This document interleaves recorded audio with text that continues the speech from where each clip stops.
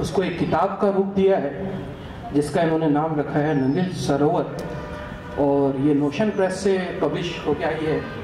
तो आज अपन इस किताब के बारे में अपन सब डिस्कस करेंगे, थोड़ा बहुत सर से वार्तालाप करेंगे।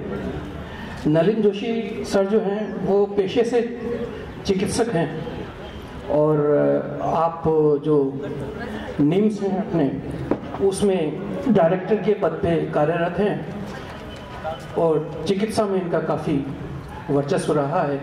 एसएमएस में ये प्रोफेसर भी रहे हैं 23 साल से, ये 25 साल गोल्डन जुबली होने वाली होगी इनकी, और इन्होंने सिल्वर जुबली है ऑलमोस्ट, और टीचिंग भी करी है काफ़ी समय तक, और श्वास रोग विशेषज्ञ है, कैसे अंदर सांस खींचनी है बाहर छोड़नी है उस टाइप से। और एक बार तो मुझको लगा कोरोना के बारे में चर्चा करने तो नहीं बुला रहे ना, मतलब मैंने अब सर ने खुद ने मास्क हटा रखा है तो मैं भी हटा लेता हूँ, डरने की थोड़ी बहुत इतनी आवश्यकता नहीं लगी। तो नलिन सर ने जो एक किताब लिखी है, ये इनके बारे में जो अपन चर्चा करते हैं, तो अपन सर से पहले पूछते, सर आप जैसे छोटे थे बचपन में, तो आप क्या बनना चाहते थे? जो आपकी जो पहली ख्वाहिश थी, एक बात है ना कि मैं बड़ा होके ये बनूंगा, बड़ा होके वो बनूंगा।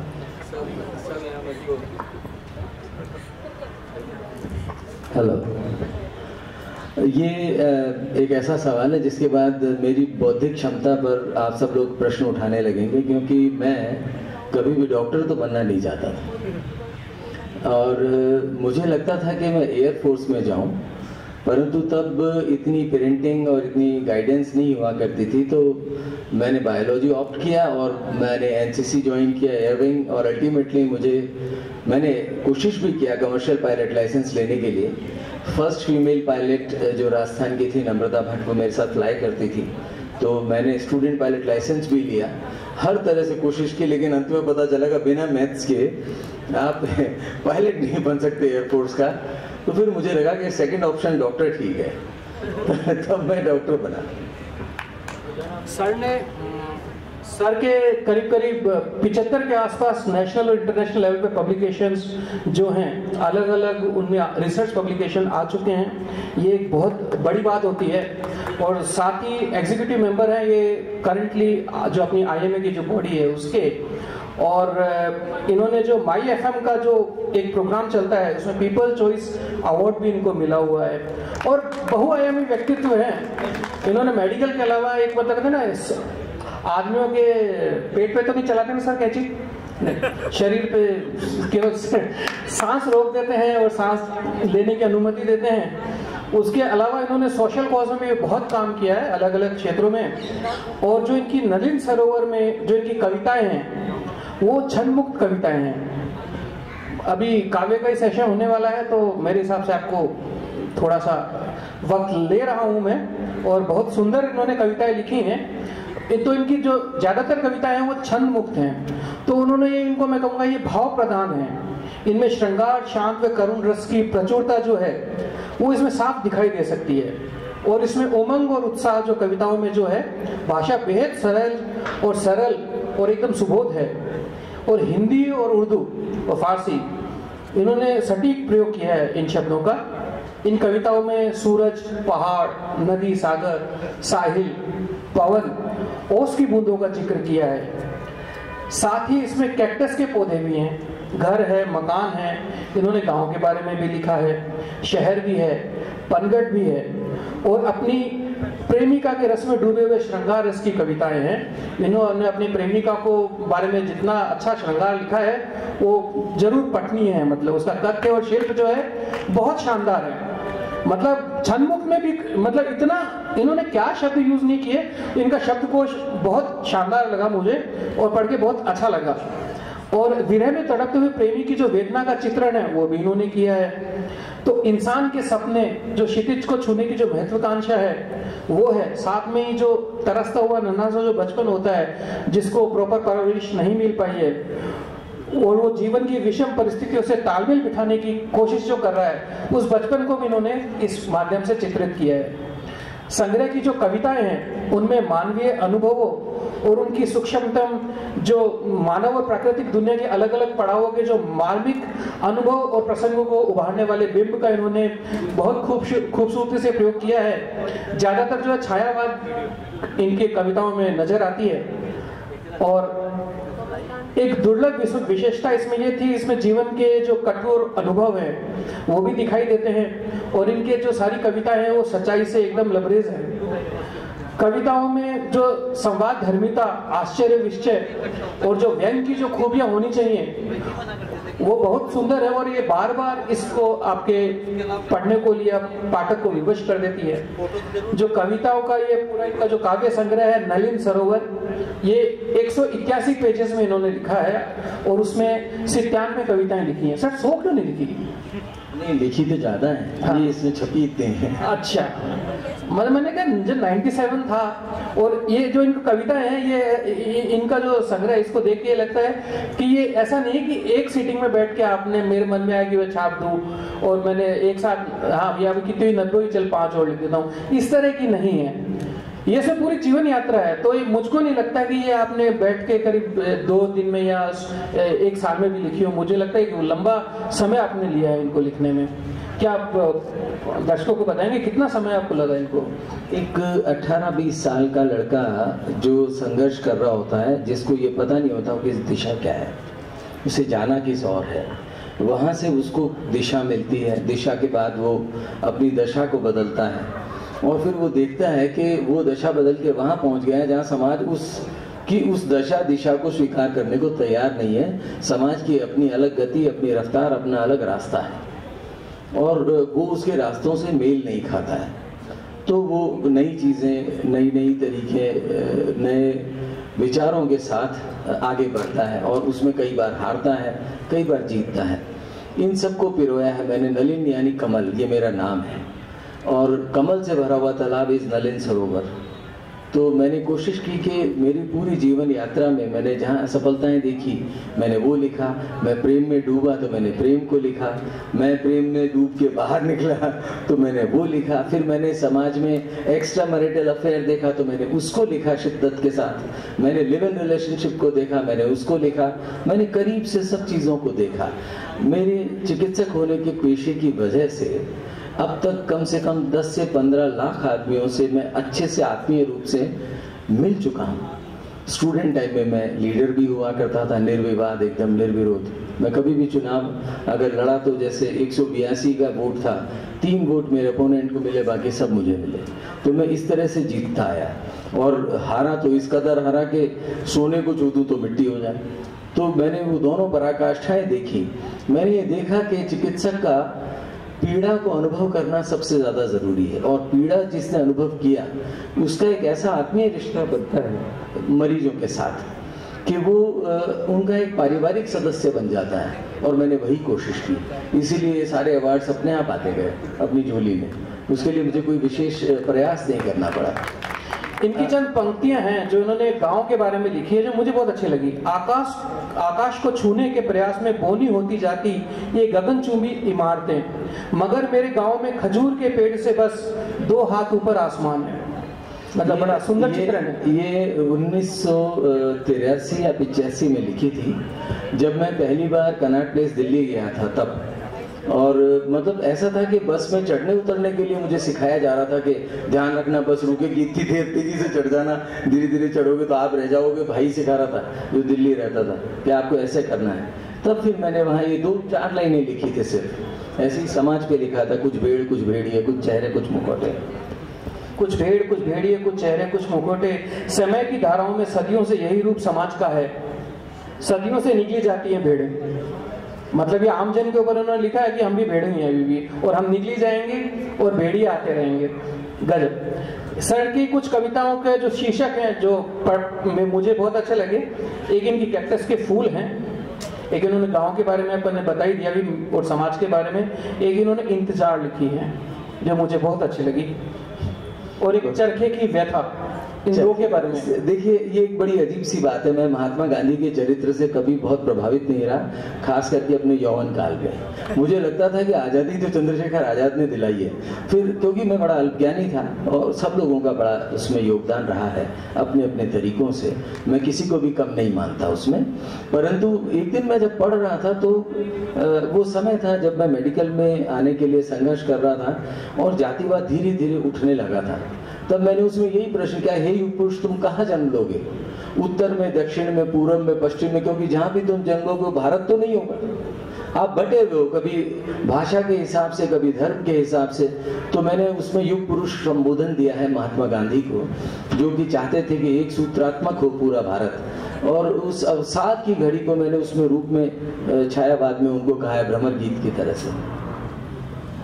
एक आपने जो ये जीवन संघर्ष लिखा है आपने, उसके बारे में कुछ बोलेंगे? ओस की बूंदों को मैंने, जो घास की कोरों पर रात को जम जाती हैं और सुबह वो जानती हैं कि उनका अस्तित्व महज पहली 2-4 किरणों तक का है, जैसे ही उषा होगी वो उसकी बूंदें धीरे धीरे धूमिल हो जाएंगी, बड़ी कोमल होती हैं, उनका अस्तित्व कुछ ही क्षणों के लिए होता है। तो मैंने, मेरे एक दोस्त थे, पीएमटी में 4थी बार असफल हुए थे, ही अटेम्प्टेड सुसाइड फॉर दैट, उनको इंस्पायर करने के लिए कविता लिखी थी। इनका देखिए, इन्होंने लिखा है, हर रोज सुबह जब मैं पौधों की नन्ही कोंपलों पर जमी ओस की बूंदों पर पड़ती सूरज की किरणों को देखता हूँ तो पाता हूँ उदित होते सूर्य के साथ नन्ही कोमल बूंदों का परंपरागत संघर्ष। बड़ा अच्छा इन्होंने विवरण दिया है इस चीज का। एक सर आपने ये लिखा है आपके घर व मकान। मैं 1997 में, देखिए मैं हिंदी भाषी स्कूल से पढ़ा हूँ और इंग्लिश में मैं उतना ही तंग था जितना कॉलेज के अंदर पढ़ने वाले जो बेरोजगार मेरे दोस्त हैं ना, उनको कैंटीन में उनकी महिला मित्र बुला लेती है तो जो उनकी दशा होती है वो मेरी हिंदी में और इंग्लिश में रहा करती थी। अमेरिका में मुझे बुला लिया गया, शिकागो में और वहाँ मेरे जो जिन्होंने मुझे होस्ट किया, मेरे मेजबान जो थे वो अमेरिकन थे और लेकिन इंडो अमेरिकन थे। तो मुझे मिचिगन लेक के पास उनका कन्वेंशन सेंटर था, वहाँ बैठने का, उनका इंतजार करने का, क्योंकि गांव के बच्चे को तो वही लेके जाते, खो जाता मैं कहीं, तो वो लौटते वक्त मुझे आउटर सिटी से लेके जाते थे और अपने घर लेके जाते थे। तो मैं मिचिगन लेक पे बैठा था। वो जब उनकी कार जाती थी वो ऐसे बटन दबाते, शटर ऊंचा होता, कार अंदर घुस जाती, फिंगर लगाते, गेट खुल जाता और एयर कंडीशनिंग वगैरह सब अंदर जाते कि सोनू माइक्रो ऑन करो, तो वो सोनू माइक्रो ऑन कर देती थी। तो मैंने फिर उसमें लिखा कि ये भी कोई मकान है जहाँ, मैंने लिखा कि रसोई वो जहाँ पत्नी के स्वेद का स्वाद है। और मेरे घर का मैंने उससे विवरण किया कि मेरी मतलब किचन रेंज है पत्नी की निगाह में तो, लेकिन उसकी कुल में जो किचन है उसकी 5 फुट की रेंज है। 5 फुट में सारी गृहस्थी जमा रखी है उसने और उसके सपनों में कुकिंग रेंज है और मेरे घर का प्लास्टर हवा से झर रहा है। बावजूद उसके मैं उसको कंपेयर करता हूँ और मैं पाता हूँ कि पिताजी अगर छत पे बैठ के मूंगफली खाते हैं दोस्तों के साथ और ताश खेलते हैं, बच्चों की अनवरत आएं बाएं चलती रहती है, तो घर है, वरना गाय का घर है यार, जिसमें आपको वेलकम करने के लिए घर नहीं मिलती बाहर। एक सर आपने श्रृंगार लिखी है, 45 नंबर पे पेज पे है, वो तो उन्हें भी याद नहीं रहा। ये इन्होंने अपनी इसमें जो चित्रण किया है मतलब गृह स्वामिनी का, वो बड़ा सुंदर है। सर मैं चाहूंगा आप दर्शकों के लिए पढ़ें। मेरी कविता जब मैंने लिखनी डायरी बनाई थी उसमें मैंने सबसे पहले लिखे था, सपनी में नैनों के लिए बनती हो तुम अल्पना। जो रंगोली बनाते हैं आप लोग बच्चे यहाँ सामने बैठे हैं, वो लोग बड़ी सुंदर सी रंगोली बनाती हैं। सपनी ले नैनों के नित बनती हो तुम अल्पना, अपनी कविता में पाता हूँ तुमको मेरी कल्पना। It was dedicated to my first love, मेरी वाइफ है वो, और उसी के लिए मैंने ये लिखा था। दिन भर की यात्रा के बाद मैं थका क्लांत, सांझ ढले जब अपने नीड़ की ओर देखता हूँ तो पाता हूँ तुम्हें निशा सी सघन शाम केश राशि में। मांग के सिंदूर सी लालिमायुक्त आकाश तले, मांग के सिंदूर सी लालिमायुक्त आकाश तले, तारों की चुंगड़ी ओढ़े, सांझ की नववधु की भांति अपनी प्रिय की प्रतीक्षा में अपलक पंथ निहारती। तुम्हारे अधरों के मंद कंपन में वे शब्द जो अस्फुटित रह जाते हैं, क्षण भर में हर लेते हैं मेरे मन का त्रास। मेरे पदचिन्ह जब लक्ष्य पर पहुंचकर लड़खड़ाने लगते हैं। यहाँ मैं कहना चाहता हूँ कि वो एक अजीब सी वो है, द्वंद्व है कि महिला पहले है या महिला पुरुष के बराबर है। मैं कह रहा हूँ कि जब मैं लड़खड़ाता हूँ तब आगे बढ़कर तुम्हारी बाहें मुझे थाम लेती हैं। विरह अग्नि की तपिश में जब तुम्हारे आलिंगन में मैं रोम रोम कर पिघलता हूँ, तभी कहीं किसी अनजानी सी जगह पर सृष्टि अपनी संपूर्ण कलात्मकता के साथ प्रेम का श्रृंगार कर रही होती है। ये अब काव्य पाठ की शुरुआत मानिए और तालियां बजाइए सर के लिए। और मैं सर से रिक्वेस्ट करूंगा, एक अपनी पसंदीदा कोई आप कविता अपने संग्रह में से या अपनी पसंद की जो भी आप। देखिए, मैं एज अ डॉक्टर अपने आप को आपके सामने एक मैंने कविता लिखी थी, मैं पाषाण, और उसके बाद मेरी तरफ से ये मेरा जो वार्ता है उसे मैं समापन समझूंगा। भाई मुझे मुक्त करेंगे तो ठीक है।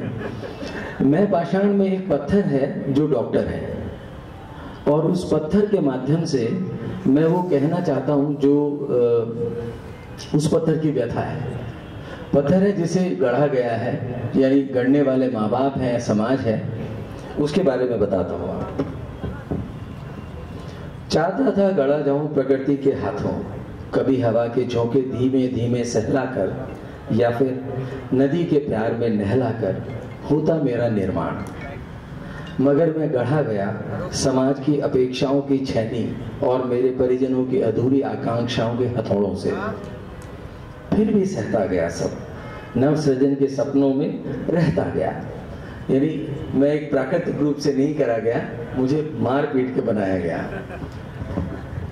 ठीक है, अब आगे सुनिएगा। फिर एक रोज प्रकृति की चोट से गिरा मेरे अनदेखे मन में प्रेम का बीज। पत्थर के बीच में एक ग्रूव है, वहां पर एक बीज गिरता है। प्रकृति की चोट से गिरा मेरे अनदेखे मन में प्रेम का बीज। मैं खुश था कि अब नहीं था संगति विहीन, साथ साथ फल फूल रहा था जीवन, दोनों में था एक दूसरे के प्रति समर्पण। Now I am in love, I am living my life, I am happy with this, right. But ये इतनी सी देरी चलेगा, ज्यादा लंबा नहीं चलेगा। साथ साथ फल फूल रहा था जीवन, दोनों में एक दूसरे के प्रति था समर्पण। फिर मेरा हृदय उस बड़ के लिए कम पड़ गया। जो बीज था वो बड़ का था, और उसकी जड़ें इतनी मजबूत थी कि उसने मुझे तोड़ दिया। उसको मैंने इस तरह से कहा है कि एक दूसरे के प्रति समर्पण। फिर मेरा हृदय उस बड़ के लिए कम पड़ गया और मेरा स्वत्व तोड़कर वह बढ़ गया।